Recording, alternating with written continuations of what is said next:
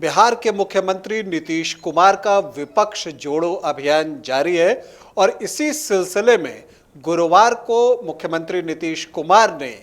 मुंबई में शरद पवार और उद्धव ठाकरे से मुलाकात की। इन दो मुलाकातों की चर्चा काफ़ी रही, लेकिन इन सब के बीच गुरुवार को हुई एक और मुलाकात जो है वो भी चर्चा के केंद्र में है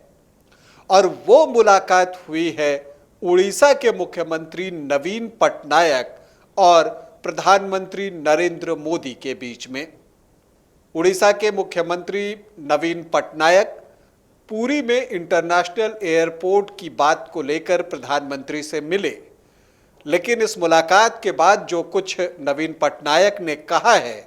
वो निश्चित तौर पर नीतीश के विपक्ष जोड़ो अभियान को एक झटका दे रहा है, फटका दे रहा है। क्या कुछ कहा है नवीन पटनायक ने ये बताऊंगा, लेकिन पहले बता दूं कि आप देख रहे हैं न्यूज़ बाइस्कोप और मैं हूं राकेश रंजन।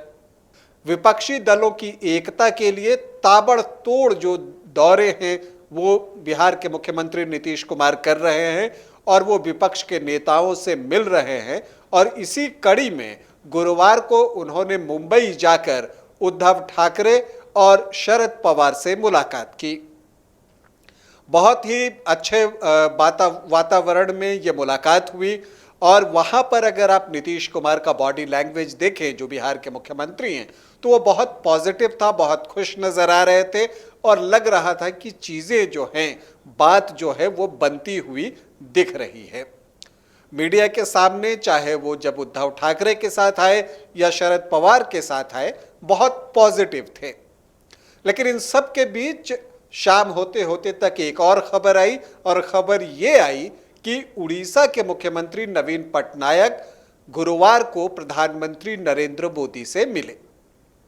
हालांकि जो मिलने की वजह सामने आ रही है वो ये आ रही है कि ये जो मुलाकात हुई उसमें नवीन पटनायक ने पुरी के लिए इंटरनेशनल एयरपोर्ट की मांग की है, क्योंकि उन्हें लगता है कि भुवनेश्वर का जो एयरपोर्ट है वो बहुत क्राउडेड हो गया है। लेकिन इसके बाद जब वो मीडिया के सामने आए और विपक्षी एकता और इन सब चीज़ों पर जब उनसे सवाल पूछे जाने लगे, तो जब उनसे पूछा गया विपक्षी एकता के बारे में, तो उन्होंने खुलते ही कहा कि देखिए, एज ऑफ नाउ, मतलब अभी मैं किसी भी तीसरे फ्रंट में शामिल होने नहीं जा रहा हूं।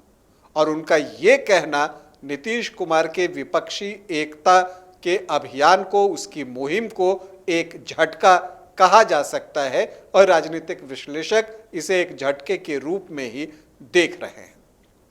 बात यही खत्म नहीं हुई। जब पत्रकारों ने नवीन पटनायक से ये पूछा कि क्या चुनाव में, लोकसभा चुनाव में और विधानसभा चुनाव में आप अकेले लड़ना पसंद करेंगे, मतलब बीजू जनता दल बीजेडी की बात उन्होंने की, तो नवीन पटनायक ने साफ कहा कि देखिए, हमारी यही पोजीशन है, मतलब कि हम अकेले ही जाएंगे। तो जब वो ये बात कहते हैं कि हम अकेले ही जाएंगे, तो इसका मतलब ये निकलता है कि जिस विपक्षी एकता की तलाश में नीतीश कुमार उड़ीसा गए थे, फिलवक्त वो पूरा होता हुआ नहीं दिख रहा है। क्योंकि जब नवीन पटनायक अकेले जाएंगे तो ये तय है कि भारतीय जनता पार्टी के खिलाफ एक साझा कैंडिडेट होना संभव ही नहीं है, और जब वो अकेले जाएंगे और ये बात कहते हैं तो इसका मतलब ये भी हुआ कि कांग्रेस वहां पर बीजू जनता दल के खिलाफ अपने कैंडिडेट्स देगी। तो आप कह सकते हैं कि उड़ीसा में ये प्रयोग फिलहाल जो है वो सफल होता हुआ नहीं दिख रहा है, लेकिन बाकी जगहों पर जहां पर नीतीश कुमार की मुलाकात हुई है, चाहे आप गुरुवार को महाराष्ट्र की उनकी दो मुलाकातों की बात कर लें शरद पवार और उद्धव ठाकरे से, या आप शुरुआत से चले जाएं, अगर आप अखिलेश यादव से उनकी मुलाकात की बात कर लें, ममता बनर्जी से उनकी मुलाकात की बात कर लें, कांग्रेस के नेताओं से उनकी मुलाकात की बात कर लें, अरविंद केजरीवाल से उनके मुलाकात की बात कर लें, तो वहाँ पर एक समानता तो दिखती है कम से कम कि सभी ये मानते हैं कि हाँ, भाजपा के खिलाफ एकजुट होने की जरूरत है और भाजपा के खिलाफ ये पार्टियां दिखती हैं। लेकिन ये राजनीति है जहां पल पल जो है चीजें बदलती हैं। इस पर हमारी नजर रहेगी। आगे जो कुछ भी होगा वो हम बताने आपके पास जरूर आएंगे। अभी आपसे अनुमति चाहेंगे। इजाजत दें। नमस्कार।